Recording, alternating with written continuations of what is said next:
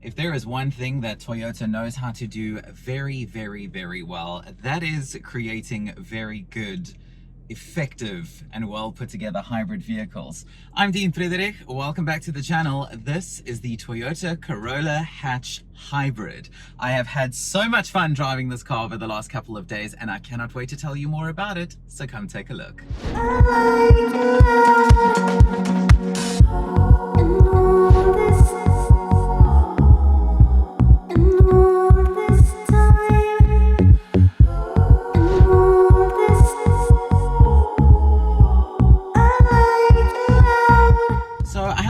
Disclaimer that I need to make right off the bat, because I have never in my life thought that there would ever be a day where I would use the words Corolla and sexy in the same sentence. I mean, for so long the Toyota Corolla has never struck anybody as, you know, being a sexy car, yet here we are somehow, and this car looks absolutely amazing. It's striking. It's got really, really cool design lines. I especially love the two-tone vibe of this one that I'm driving. This beautiful pearl white with this black roof.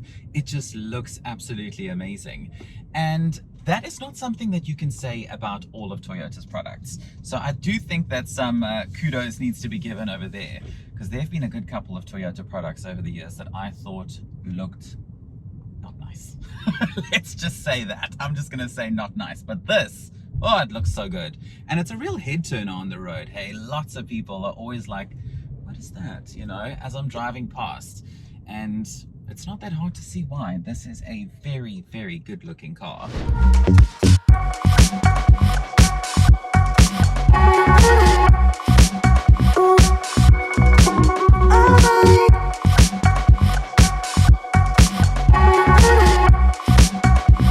The Toyota Corolla Hatch was recently updated. A couple of things were changed, new things were added, some stuff was taken away. And I feel like it's important to note, because the improvements, and I'm going to say improvements, are very good, very, very welcome improvements.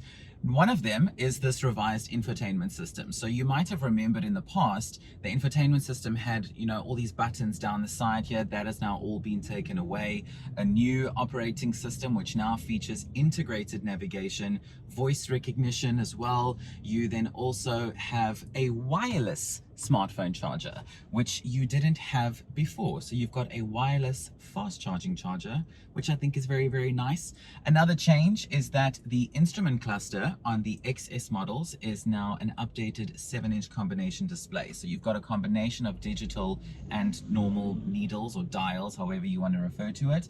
And this one, the XR model, now has this massive, really beautiful 12.3-inch fully digital instrument cluster. Another change is this high-speed wireless smartphone charger, which I mentioned earlier. You now also have a new Toyota safety system. So Toyota Safety Sense 3.0 is now in this car as well. Yes, I have notes, okay, because I want to make sure I get this information right for you. So this benefits from a higher resolution reverse camera with a wider view. You now also have a couple of new safety features for parking and exiting the vehicle to make sure you don't open your doors onto any passing cars, cyclists, pedestrians, or any of that kind of stuff. So it's nice to know that your Corolla Hatch is now even safer. And another change is that, you can tell me if you think this is a good one, but turbo engines have now been done away with. We no longer have turbos in the Corolla Hatch. So there used to be a 1.2 turbo. That is now no more. It is now a naturally aspirated 1.8 litre engine, or a 2 litre naturally aspirated 4-cylinder in the Corolla Hatch. What do you think of these changes? Do you think they're good changes? Do you think they're bad changes? Let me know in the comments down below.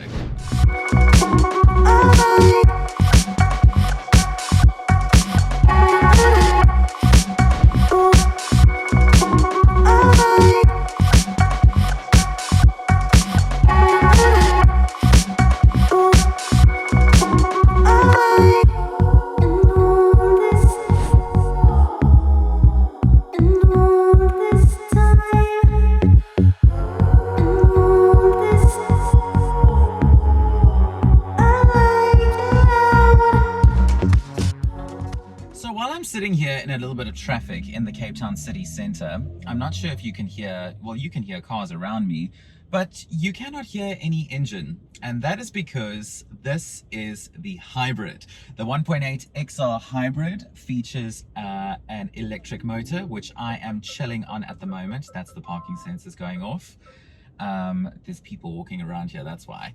So how it works, right? Let me give you a little bit of a crash course. So I mentioned earlier the 1.8 litre engine, which this car has. It is then also under the bonnet, powered by an 18.1 kilowatt lithium ion battery.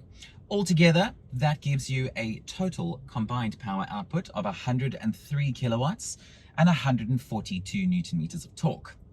I'm going to say straight off the bat, I would have liked if that torque was a little bit higher, because these 103 kilowatts drive really nicely around town whenever you do need to use the engine on the odd occasion. It also performs really nicely in EV mode. But I do think that the petrol engine could have benefited from either a higher engine capacity or still kept that turbo just to give it a little bit more pull, because as of right now, I do find the torque figure to be just a little bit too low.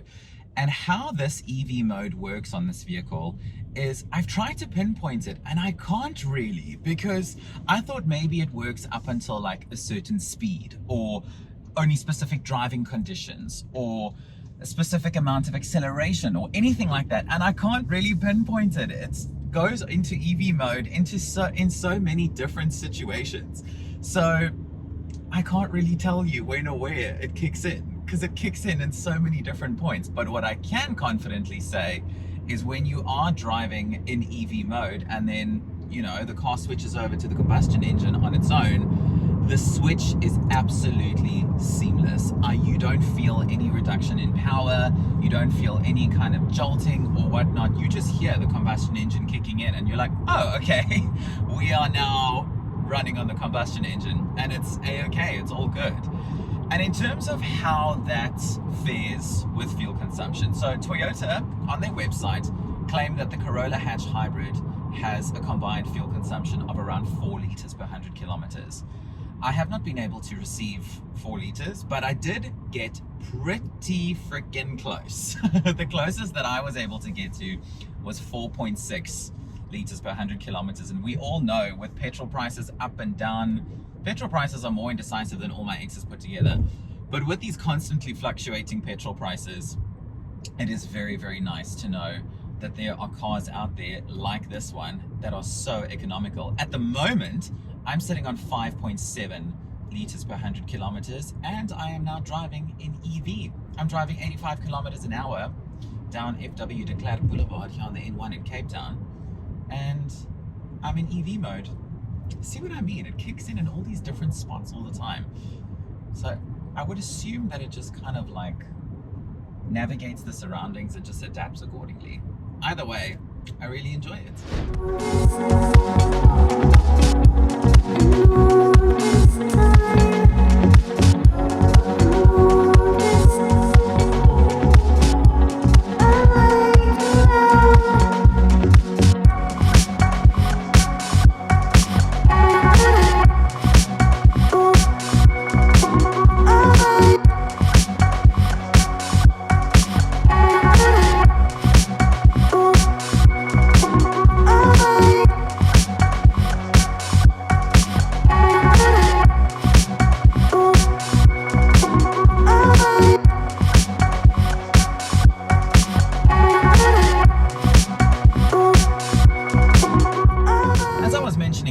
The model that I am testing at the moment is the 1.8 XR Hybrid. Now, XR is the higher trim level in the Corolla Hatch range. You have XS and XR, and with this XR model, I'm sure you can see that it is pretty... Well, first of all, that motorbike is pretty loud. But I'm sure you will see that it is very, very swanky inside here. I really love these very sporty leather seats. I'm not sure if it's real leather or if it's vegan, But I really love these Alcantara inserts, and they are so sporty and so comfortable. I really love the interior, and I really must say, straight off the bat, when I received this test car for the first time a couple of days ago, I was immediately impressed by the fit and finish of this interior. This really feels like a super premium interior. Everything feels like good quality material. Everything is really, really nice to touch, you know. All the systems, the climate control, the navigation system, the armrest, all that kind of stuff, which does extend out, by the way, and then you've got an extra little bit of space here on your armrest, which I think is quite nice. This interior is really, really, really well put together. And I think that that's important, you know, because for you as the driver, the interior is what you see and spend time with the most. So to see that the interior is really nicely put together and nicely finished, I think is something that definitely needs to be noted. One thing that this car doesn't have, and I will mention this in every single video, because for me, I really like it. If you don't like it, or if it doesn't bother you, then that's okay. But there's no sunroof.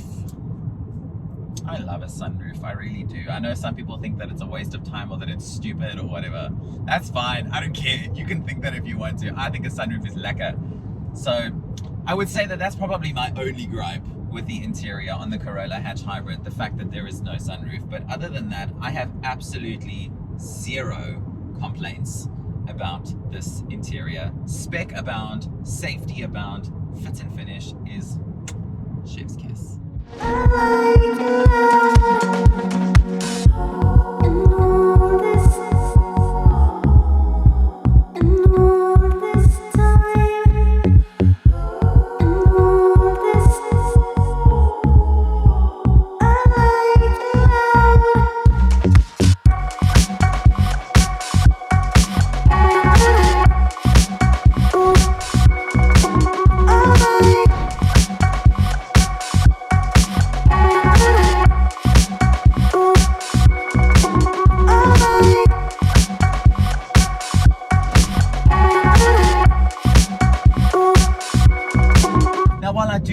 The Corolla Hatch looks absolutely awesome, especially in this XR trim with the 18-inch wheels and the bi-tone roof on this hybrid model and the really nicely fit and finished interior. There are some things about this car that have been a little bit of a and I feel like it's my duty to mention that to you. If you agree with me, then cool. If you don't, that's also cool. You can take this information and do with it what you like. So a friend of mine also drives a Corolla Hatch, also the XR, but his is the 1.2 turbo, so the pre-updated version. Please tell me why the pre-updated version has a nicer key fob than this one. This key fob, to me, it looks very plain. I don't understand that. The pre-updated model's key fob looked way cooler. I'm just like, what is this? What is going on? You know, it doesn't make all that much sense to me. Another point that I did mention earlier in the video, so I won't go on about it too much, is the fact that I do think that the engine could have done with a little bit more torque. That is something that I do think is a bit of a wah wah. Another thing that was a little bit of a letdown for me was the fact that the rear legroom is not the greatest. I mean, as an adult for short urban journeys, sure, no problem. You'll be able to sit in the back there, no problem, and it's definitely fine for kids. But if you're going to be driving long distance with a car like this, I'm not sure how you would fare on the open road with legroom at the back as an adult. And speaking of long distance open road driving, the boot space is adequate. It's not the worst, but at the same time, I'm a little bit let down. So your boot space on the Corolla Hatch is 333 liters, and I feel like it could have been better. I really do. Look, you can pack a couple of things in there, no problem. But at the same time, when I opened it, I was like, oh, okay. I mean, that's what she said, hey?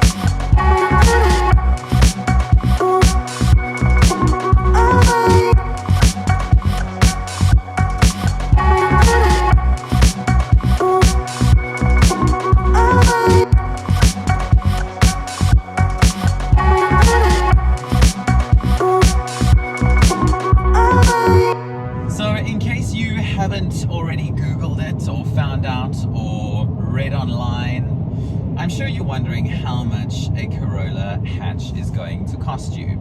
So if you are looking for the hybrid, this specific one, the XR hybrid with the bitone body color, so the black roof with the white and what have you, this specific test car comes in at just under 550,000 Rand. And at first glance, I did think, like, hold on a second, for some reason that seemed a little bit pricier than I was expecting.